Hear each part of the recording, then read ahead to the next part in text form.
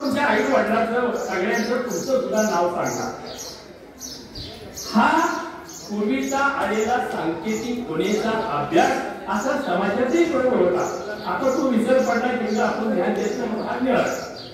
तेव्हा या सांकेतिक गुन्हा साधू संतांनी नवे नवे ऋषी मुनींनी या इथपर्यंत आणलेले आहेत। ते देवाच्या असतील काय माझा देव गुन्हेशिवायही भेटत नाही। साधू संतांची कृपा पुण्याशिवायही भेटत नाही काय। कौरवाजवळ देव होता आणि पांडवाजवळही होता, पण यातला कौरवाला कळलं नाही, फक्त पांडवाला कळला काय। म्हणून त्यांचा विजय झाला। म्हणून त्या देवाची कृपा, मग त्याच्यासाठी देवाला प्रत्यक्ष कार्यवाही कृती करावी लागली। देवाला कृती करावी लागली काय, सारथ्य करावं लागलं। त्या अर्जुनाची घोडी धुवावी लागली, उष्ट्या पत्रवळ्या उतरवाव्या लागल्या, सांडीपणाच्या आश्रमात काय राहावं लागलं। आणि हा जर कसा हा पृथ्वीचा भाग भूभाग हा उतरवण्यासाठी हे अवतार कार्य होत असत। मग हा देव अवतारित होण्यासाठी गुरुचं सानिध्य असावं लागतं, जवळीक असावी लागते। मग गुरु म्हणजे काय आहे? गुरु म्हणजे प्रकृतीमध्ये समजायचा का, देहामध्ये समजायचा का? गुरु हा भावामध्ये समजायचा असता, तत्वामध्ये समजायचा असतो। तत्व काय तत्व, म्हणून हे तत्व एकमेकांमध्ये मिसळलेले आहे। हे पंचतत्वाचा विस्तार आहे। पंचतत्वानुसार हा देह चाललेला आहे आणि याच्यामध्ये ही जी सांगड घातलेली आणि हा त्रिगुणाचा बांधा हा देह उभा केलेला आहे। मग या गुणानुसार आपल्याला हे काय होत असतं, हे कार्य ते कृपेचं आणि गुरुचं ज्ञान आपल्याला प्रसन्न होत नाही। मग त्यासाठी माऊली म्हणती श्री गुरु होय प्रसन्न, तैसा श्री गुरु होय प्रसन्न, शिष्या विद्या तीर आहे। तीर म्हणजे आम्हा पुष्कळ। पण आता गुरुच्या सानिध्यात आल्यानंतर आपण कितीतरी विद्या घेतो, आत्मज्ञान घेतो, भौतिक ज्ञान घेतो, वाचिक ज्ञान घेतो, कायचं ज्ञान करतो काय। ह्या सगळ्या ज्ञानाचं हे प्रतीक आपल्याला होतं। मग त्याच्यानंतर त्याच्या त्या ज्ञानानुसार या ज्ञानानुसार प्रत्येकाला अहम हा जागा होतो। तू किंवा काय होतं की मला काहीतरी येते, मला काहीतरी येते, अहम हा जागा होतो आणि त्या आपल्या ज्याच्या त्याच्या पुष्टी म्हणजे मानेच्या मोकांची वस्तू आणि त्यानुसार हा देह काच्या वाचा आणि मन हे कार्याला निघतात। म्हणून मग यासाठी ध्यान मूर्ती काय आहे, कुणाचं ध्यान करायचे आपल्याला? ध्यान कुणाचं? तर ध्यान हे गुरुचं झालं पाहिजे। म्हणून गुरु आपण नेहमी सांगत असतो, गुरुमूर्ती आणावी ध्यानात जावे महाकारण मला। आपण ह्या गुरु भावानुसार आपल्याला जागरूक असावं लागतं। म्हणून आपल्या शरीराला 8 भाव मिळालेले, 9वा भाव हा नामाचा असतो आणि ते नाम भाव हा गुरुने दिलेला असतो। अष्टभावानुसार हे शरीर चाललेले, अष्टभावानुसार तुमची कार्यवाही चालली, संसार चाललाय, प्रपंच चाललाय, परमार्थ चाललाय। म्हणून माऊली होती शरीर भाव नासती इंद्रिय विषय विसरती तया नाम भाव प्रतीत होय। ही विसरल्याशिवाय नाम येत नाही किंवा ते उभं राहत नाही। नामापाशी जसा देव उभा आहे, नामापाशी तुझं तत्परता हे गुरुने दिलेलं नामस्मरण इतकं महत्व प्रगल्भ आहे की जेणेकरून या तारक नाम आपल्याला मिळालेलं असतं। म्हणून त्या तारक नामाचा किती जवळीक असावी। मग याची जवळीक जे काही कार्य करत असाल, जे खात असाल, पित असाल, चालत असाल, व्यापार व्यवसाय करत असाल, त्यानुसार हे चालतं। त्याला काय मोल लागते का? अंतर मनानुसार हे नामस्मरण आपल्याला होऊन गरजेचं लागते, हे चिंतन आहे। मग ह्या देहाला ही जर विसरायचं असेल तर तुकाराम महाराज म्हणतात हे मी हे देह सरे पुरे ते उरला विठ्ठल। मग आपल्याला हा विठ्ठलमय जर ही काया करायची असेल, विठ्ठलमय या देहाची उपलब्धी जर आपल्याला करून घ्यायची असेल तर काही गोष्टी आपल्याला विसरायला लागतात। मग आपण हे देहबुद्धीनुसार हे सर्वजण आहोत. तुम्ही आणि सर्वजण त्या निसर्गात जेवढे आहेत हे देहबुद्धीनुसार आपल्याला हे झालेलं ही क्रिया आहे. पण ही देहबुद्धी ही मायेची आहे. काय आहे? मायेची. ती मायेमध्ये व्यवस्थित झालेली. कारण मायेशिवाय जन्म नाही, मायेशिवाय विस्तारित नाहीये. पण माया कधी ईश्वर झाली हे आपल्याला अजून समजलेलं नाही. बरं का? माया ही ईश्वराचं स्थान आहे. तिच्या पोटी हे सर्व उभारले आणि तिनेच पाडले.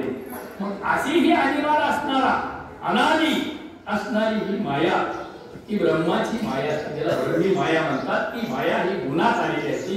म्हणून गुण मायेनुसार आपला हा सर्व चाललेला ही देहबुद्धी आहे. मग हे देहबुद्धी आपल्याला गुण माया काढल्यानंतर गुरुच्या जवळ आपण आलेले सानिध्य झालेले आपल्याला कळलेले.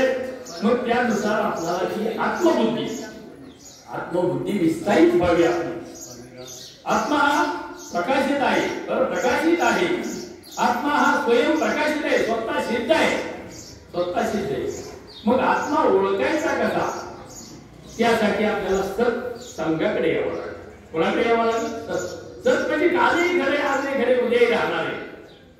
त्याला सत्संग म्हणतात. संग म्हणजे दोष. मग जोपर्यंत आपल्याकडे दोष जात नाही, वैचारिक असेल, आध्यात्मिक असेल, भौतिक असेल, कायिक असेल, वाचिक असेल, हे सगळे दोष जाण्यासाठी हे सर्व आपला परमात्मा हा गुरुमार्ग, ही गुरु परंपरा आहे. मग ह्या गुरु परंपरेमध्ये तुम्हाला ना सुतक ना काही देवानी आपल्याकडे यायला पाहिजे. त्याच्या विश्वास असणार ते फक्त एकाच संतांनी केलं सावतामध्ये. आपण पंढरीला जात असतो आषाढी एकादशीला, सर्वजण जात असतो. तर त्या दिवशी त्या देवाला त्याच्या मायात जावं लागतं. आणि तुम्ही गेल्यानंतर नगर प्रदक्षिणा, गंगेचं स्नान आणि कळसाचं दर्शन एवढं तिथं फक्त ती पताका, ही सर्व हे प्रतीक घेऊन का गेलेला असेल देव? देवाला सुद्धा सुख पाहिजे. सुख या सुखा कारणे देव वेडावला. काय? मग देवाला वेळ, आपल्याला सुद्धा वेळ आहे की आपल्याला देव बुद्धीनुसार वेळ आहे. त्या देवाची आत्मबुद्धी देवाला वाटलं की प्रत्येक जण येतोय माझ्याकडे, प्रत्येक जण गावाला घेऊन येतोय. कुणाला सुख पाहिजे, कुणाला दुःख निवारण व्हावं, कुणाला जे जे काय आहे हवंय त्याच्यासाठी ते प्राप्तीसाठी येतात. पण त्यांचं मला पुढं करावं लागते. अप्रत्यक्षात हे करावं लागतं. त्यासाठी मला संतांची मदत घ्यावी लागते. त्यासाठी सावतामाळी संतांच्याकडे गेला. म्हणून संत हे सुखाचं प्रतीक आहे, सुखाचं साधन आहे. आणि असंत दुःख आहे. मग जेवढं आपल्या जीवनात दुःख येतं तिथं आपण संतांच्या भजनामध्ये, संत पूजनामध्ये, संत काय नामस्मरणामध्ये, चिंतनामध्ये कधी पडतो. म्हणून आपण ही गाणी गातो. आपल्या जीवनामध्ये संत हे किती. म्हणून माऊली बघा पहिल्या अध्यायात सांगते 75 किंवा 74 ओळी असेल. माऊली म्हणते आता त्या माऊलीच्या कारकिर्दीमध्ये आपण म्हणू नये आत्मशा बुद्धीने, पण आपल्याला कळण्यासाठी एक परमिशन घेतो तुमचं. म्हणले मी अवेवी जरी एरवी, म्हणजे एरवी म्हणजे आता या वेळेला म्हणले एरवी मी अविवेकू, अविचारू, अविचारी आहे, अविवेकी आहे, मला काहीच कळत नाही. पण माझ्यावर संत कृपादिक, संत कृपादिकू सोजवळ, जसा पाण्याचा प्रवाह वाहतो त्यामध्ये सगळी निर्मलता असते, सगळ्यांची स्वच्छता करून ती निर्मल राहते, अशी माझ्यावर संत कृपा झालेली आहे.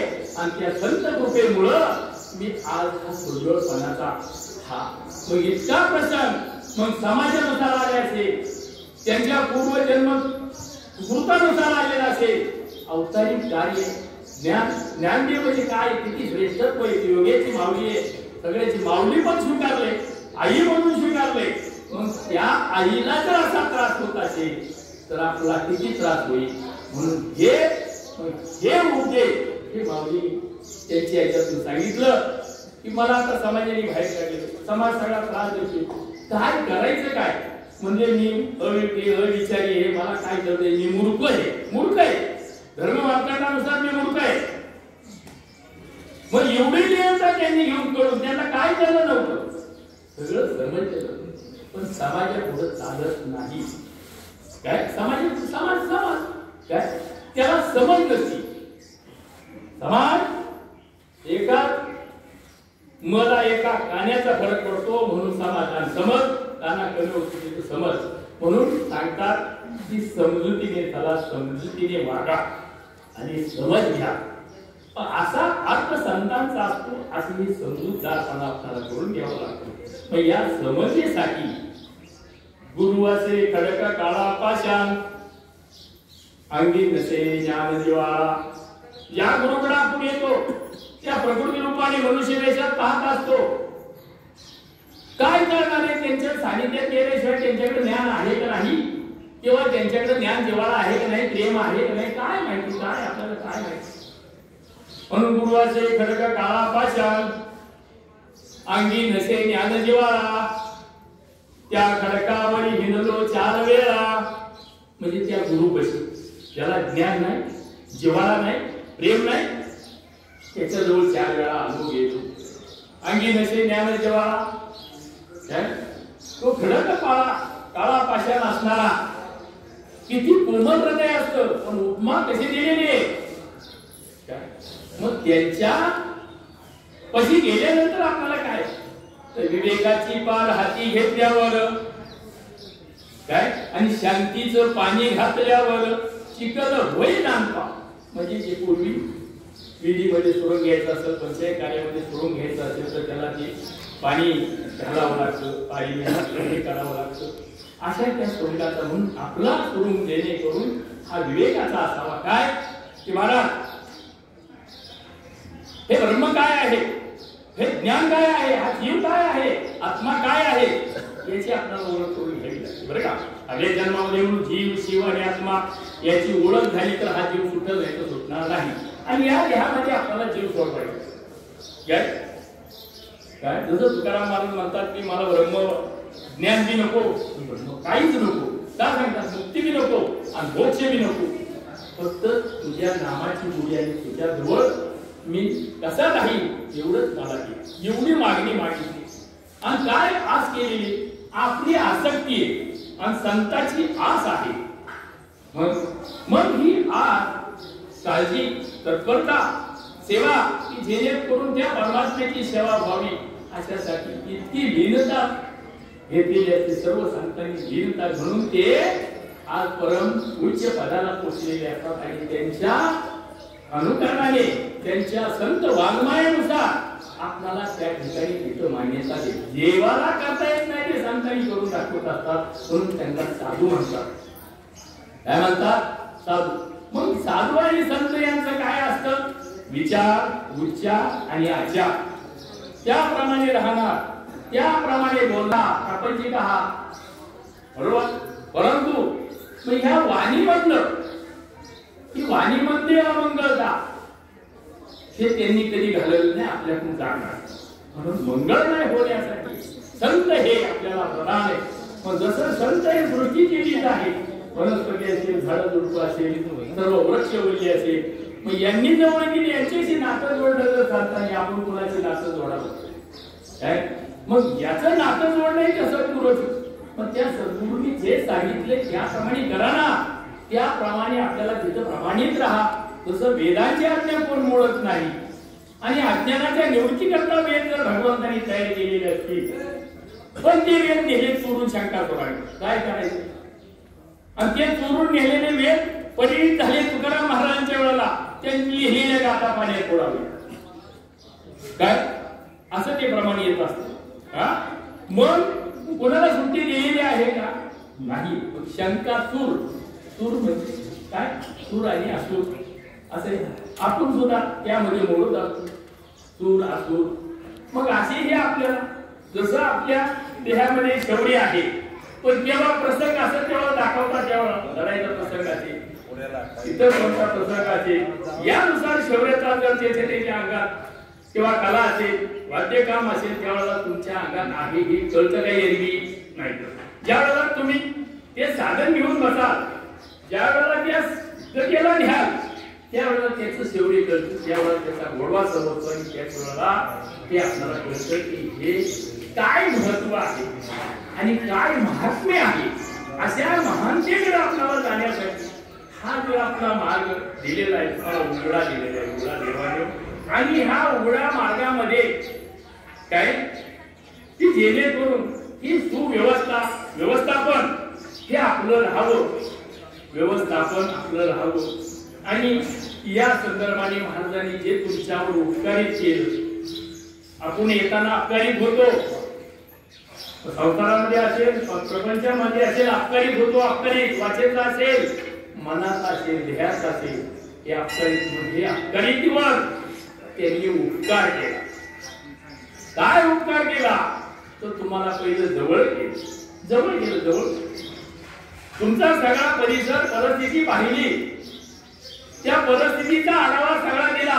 घर तुझं असेल, तुझा ध्येय असा आहे, तुझं असेल, सगळी ही माहिती तर प्रत्येकाला मान्य करावी लागत, बरोबर? हे तर मान्य करावं लागत. मग याच्यातून म्हणून आपली आधी हे सर्व निरसन केल्यानंतर तुम्हाला जवळ केलेले की आता तुमचा उद्धार केला. मी जरूर प्रपंच तुमचा निवारण केलेला आहे, जरूर विघ्न घालवलेला आहे, जरूर घालवलेला. मग त्या विघ्नाची वारंवार आठवण करून पुन्हा त्याला विघ्न देत असतो आपण. तिथं आल्यानंतर किंवा चालता बोलता हे नको आहे, हे नको आहे, ते संतांना मान्य नाही, ते गुरुला मान्य नाही. जे बोलायचे वाणीतलं ब्रह्म, मग वाणीची प्रसन्नता करून घ्यायची असेल, आपल्या वाणीची बोलण्याची प्रसन्नता जर करून घ्यायची असेल तर आपल्याला किती चिंतन आणि किती स्मरण राहिलं पाहिजे. म्हणून घडोघडी पल पल धावरे म्हणा, अरे म्हणा करचा करीचा गुरुचा संग म्हणजे जवळी, आणि ते संग केल्याशिवाय आपल्याला दोष जाणार नाही. त्यासाठी म्हणजे हा संघ, आणि संघ केल्यानंतर तुम्ही निसंग व्हा, आणि मग तुम्हाला श्रीरंग हा तुमच्यातला जागा करून देते. असं हे संतांचं परिमाप आहे, परिणिती आहे, म्हणजे बदल करण्याची ताकद आहे का. मग या गोष्टी जर गुरुमध्ये असतील, म्हणून आजची ही गुरु पौर्णिमा आहे. आणि या गुरु पौर्णिमेच्या दिवशी आज आपणाला ही जी गुरु उपदेश घेताना तन मन धन गुरुशी अर्पण हे आपण केलं. मग तन कशाला म्हणायचं, मन कशाला म्हणायचं? मन अजून आपल्याला कळलंय का, तर कळवून घ्यावं लागतं बरं का देवा. त्यासाठी माऊलींनी सांगितलं, तू हे व्यक्तिगत जीवाला भाषा वापरली, म्हणजे तू ही भाषा वापरली माऊलींनी, तू हे म्हणजे आपल्याकडे घेतलं हे पूर्ण शरीर आहे ना, हे म्हणजे हे मनाचं वाहतुकलंय आणि हे मनाचं प्रतीक आहे. मनाशिवाय मन हा राजा आहे, जसा देवाचा इंद्र राजा आहे तसा ध्येयाचा राजा म्हणजे मन आहे. आणि या मनानुसार हे सगळं तुला विघ्ने असेल तर तू मनच हे मला दे. म्हणून तू हे मन मीची गडी, म्हणजे मीची गडी म्हणजे माझ्यासारखं कसं व्हायचो, कसं त्याचा कर. तू हे मन मीची गडी, माझ्या भजनी प्रेम धरी. आपण भजन करतोय पण प्रेम नसते. काय सांगितलं इथं भेट मारली सांगतानी माऊलीनी, माझ्या भजनी प्रेम धरी, सर्वत्र नमस्कार करी मज एकादे. आणि कुठेही पहा, कुणालाही नमस्कार कर, झाडाला कर, दगडाला कर, देवाला कर, पशु पक्षाला कर, सगळ्यांना नमस्कार कर, पण मीच आहे असं समजून नमस्कार कर. म्हणजे हे तुला ही जवळची दिलेली गुरुची प्राप्तीची जी ओळख आहे, ही ओळख तुला परिपूर्णता ती करण्यासाठी तत्पर होईल, म्हणजे उभी राहील. आणि अशा ह्या उभी राहण्यामध्ये आज आपली ही गुरु सेवा आज घडली पाहिजे. ह्या गुरु सेवेचा अर्थ असा आहे काय, म्हणून सेवा तो बडी बलवान आहे, आप तो भगवान आहे. देवाला बघायचं असेल तर सेवा पाहिजे. मग सेवा कुठली पाहिजे? भजन केली सेवा आहे, आरती केली सेवा आहे, स्वयंपाक केला सेवा आहे. काय एखाद्याचं इकडं तिकडं केलं सेवा आहे का? नाही. निरपेक्ष अंगाची सेवा, निष्काम बुद्धीची सेवा, कामना नसावी. आपली सेवा होती कामना इच्छा, ही भगवंताला मान्य नाही आणि गुरुलाही मान्य नाही. म्हणून जे अपेक्षेचे आपण अपेक्षेची मंडळी आहे, निरपेक्षेची मंडळी फक्त संत असतात आणि हे संत शांत असतात. आणि हे शांत म्हणून आपल्याला काय त्यांची दया ही आपल्यावर कृपा खाल करत असते. दया काय, मग या दयेच्या रूपाने आपल्याकडं दुवा दिला. दुवा म्हणजे आशीर्वाद. काय दिला? आशीर्वाद. मग अशा ह्या आशीर्वादाचं मानपान हे आपण कसं दाखवलं याच्यातला सिद्धांत हा येत असतो. म्हणून असं हे म्हणून आता या ठिकाणी मी थांबतोय आणि आपल्याला काय जे काय सूचना करूया काय. आणि आज हे गुरुपौर्णिमेचं भोजन हे गैरवाल्याचं असते, प्रत्येक ठरलेलं नियोजन असते या ठिकाणी. तर यांनी त्यांनी त्यानुसार आपणाला कार्य तत्परता करा आणि इथून पुढं अप्रचाराच्या बळी पडू नका.